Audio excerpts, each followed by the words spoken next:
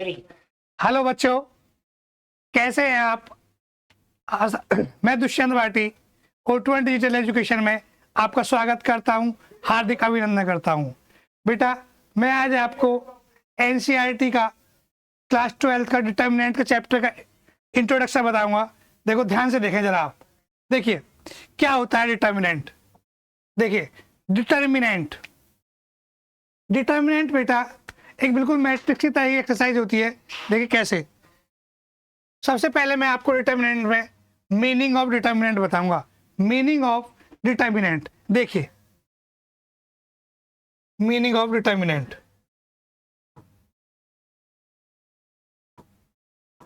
Meaning of determinant.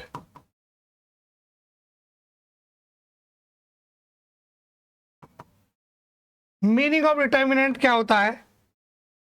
देखिए, unique solution of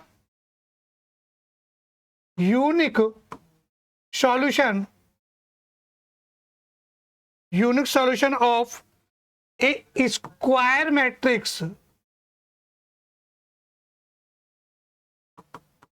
unique solution of A square matrix is called determinant.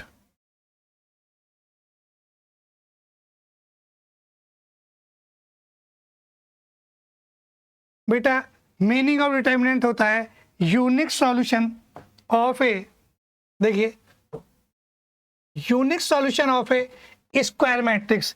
यानी determinant पढ़ने के लिए हमें हमारे पास में क्या होना चाहिए? एक स्क्वायर मैट्रिक्स होना बहुत ज़रूरी है।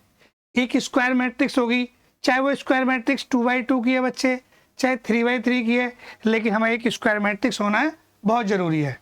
और एक हमारे पास इसमें यूनिक सॉल्यूशन होगा। वो कैसे, देखिए आप कैसे होगा यूनिक सॉल्यूशन, कैसे हम फाइंड करते हैं।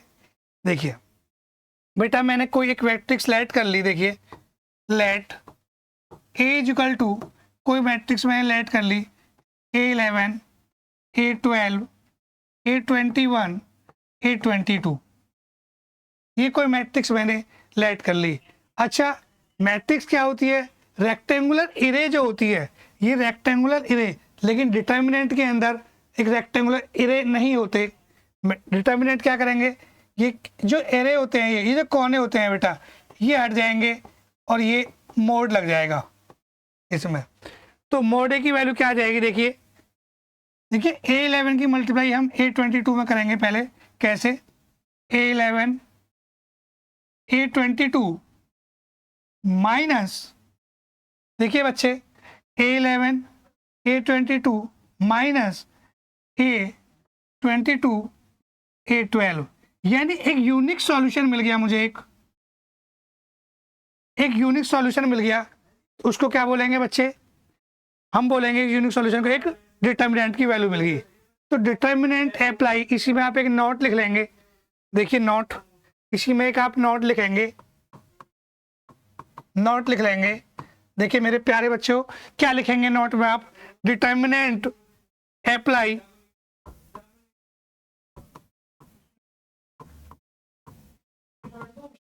determinants apply only square determinants apply only square matrix।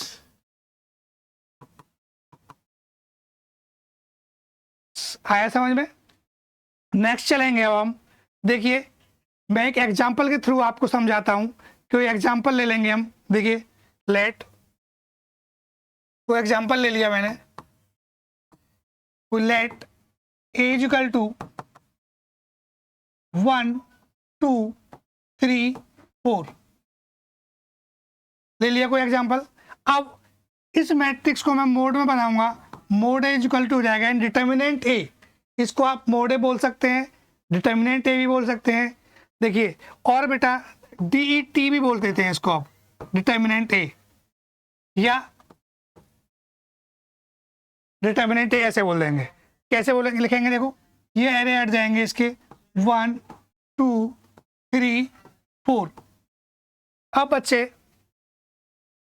Mode ए की वैल्यू फाइंड करेंगे। देखिए 1 की 4 में मल्टीप्लाई करेंगे तो बेटा 4 आ जाएगा, माइनस 2 की 3 में मल्टीप्लाई करेंगे तो 6 आ जाएगा, यानी एक -2 मिल जाएगा मुझे। और -2 का मतलब है बच्चे एक यूनिक सॉल्यूशन मिल जाएगा हमको। क्या मिल जाएगा? Unique solution. नाउ अब मैं एक 3x3 की मैट्रिक्स का बताता हूँ आपको।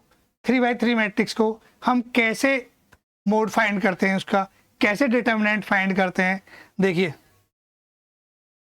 एक मैट्रिक्स ले लेंगे आप बच्चे, ले लेंगे A इक्वल टू, देखिए क्वेश्चन है A इक्वल टू बच्चे देखेंगे आप, कोई मैंने डिटर्मिनेंट ले लिया 1 4 3 2 1 4 5 2 1, इसका मुझे मोड फाइंड करना है, यानी डिटर्मिनेंट A की वैल्यू कैसे फाइंड करेंगे इसके। अब देखिए, आप पहले आप 1 को लिखेंगे बच्चे, और 1 के सामने आपने एक चेस खेला हो कभी, तो चेस में जैसे हाथी होता है, हाथी की जैसे चाल चलते हैं बेटा, सीधी चाल चलता है। कैसे? हमने 1 को लिख लिया, और 1 को लिखने के बाद में इससे इसको काट दिया और इसको काट दिया, जो बचे हुए एलिमेंट हैं उसको मैं लिख लूँगा 1 4 2 1, ठीक है। बीच में बेटा माइनस आता है, तो मैं इसको कर रहा हूँ किससे? मैं इसको रो से कर रहा हूँ, इवेलुएट रो से। तो रो में क्या है? 4 है, तो बीच में 4 आ जाएगा। उसके बाद 4 को हमने क्या मान लिया? 4 को हमने हाथी मान लिया, और इससे सामने वाली ये ख़त्म कर दिया, और इसके सामने वाली रो को बिल्कुल ख़त्म कर दिया।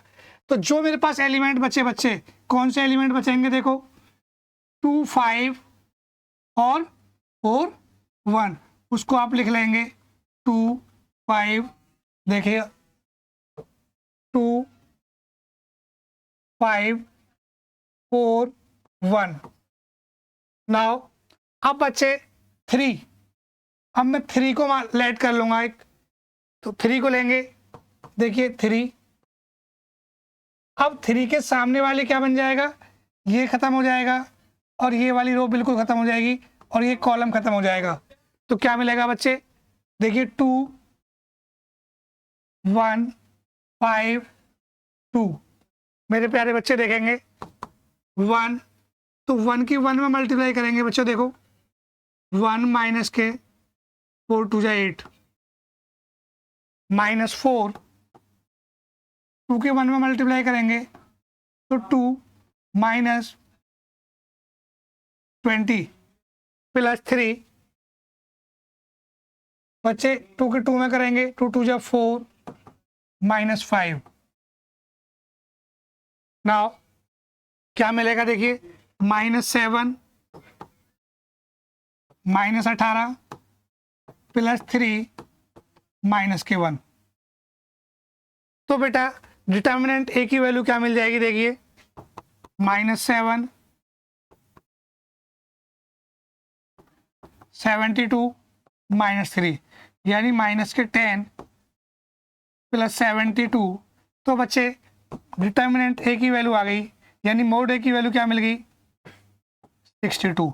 ये था बेटा 3x3 को कैसे इवेलुएट करते हैं। अब हम नेक्स्ट क्वेश्चन देखेंगे।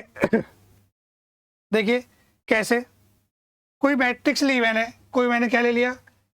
कोई A इक्वल डिटर्मिनेंट लिया।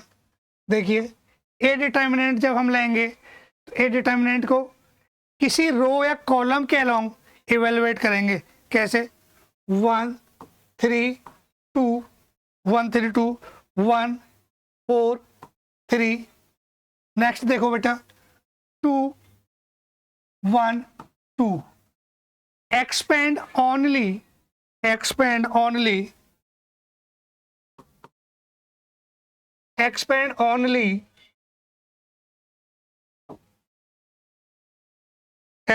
only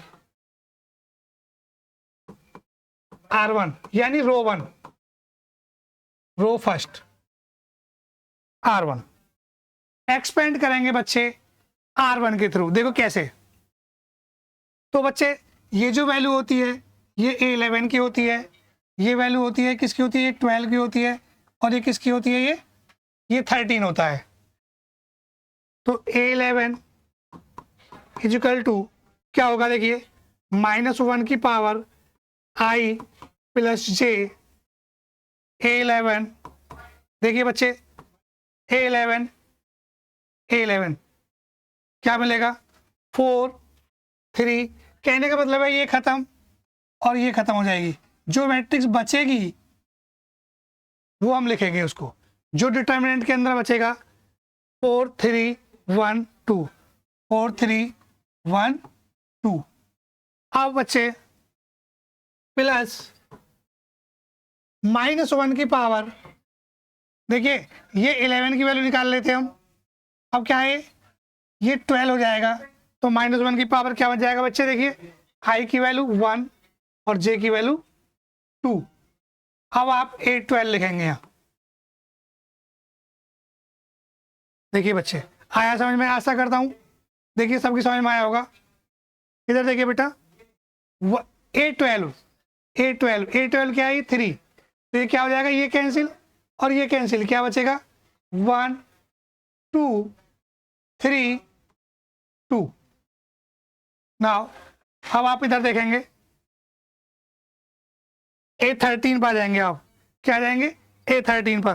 A13 को क्या लिखेंगे आप, देखिए प्लस -1 की पावर 1 प्लस 3 A13 क्या आएगा बेटा, देखिए ये कैंसिल यानी 1 4 2 1। अब मैं कैसे सॉल्व करता हूं उसको, देखिए A11 को लेट किया था मैंने, देखिए A11 लेट किया था बच्चे, इसको मैं बोर्ड की वैल्यू निकाल रहा हूं। तो ये 11 की जो वैल्यू थी इसको आप क्या लिखेंगे, -1 की पावर 1 प्लस 1 A11 की वैल्यू क्या 1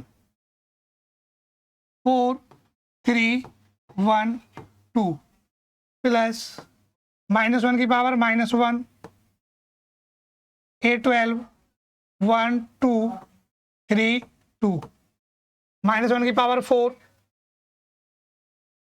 A13 1 4 2 1। अब बच्चे देखेंगे आप -1 की पावर क्या होता है, इवन नंबर है तो 1 आ जाएगा, 1 4 3 1 2। देखिए A12 की वैल्यू क्या है, A12 की वैल्यू क्या है, देखिए 3, तो क्या आ जाएगा बच्चे -3 1 3 2 2 प्लस A13 की वैल्यू क्या है 2 1 4 2 1।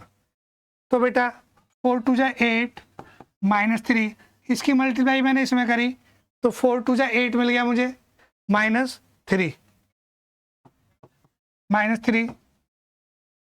1 की मल्टीप्लाई 2 में करेंगे तो 2 -6 प्लस 2 1 माइनस के 8 क्या बन जाएगा, ये 5 -3 माइनस के 4 प्लस 2 -7। तो क्या वैल्यू क्या आ गई इसकी, देखिए बच्चे 5 4 3 जा 12 7 2 जा 14 17 - 14 इजिकल टू 3। यानी डिटर्मिनेंट ए की वैल्यू क्या आ गई 3, यानी मॉड ए इक्वल क्या आ गई 3। तो बेटा आशा करता हूँ समझ में आया होगा आपकी। देखिए मैंने आपको 2/2 का एक्सप्लेनेशन बता दिया, आपको इवेलुएट करना, और 3/3 को इवेलुएट करना बता दिया मैंने आपको। अब मैं एक्सरसाइज एनसीईआरटी की 4.1 पढ़ाऊंगा, उसे देखो।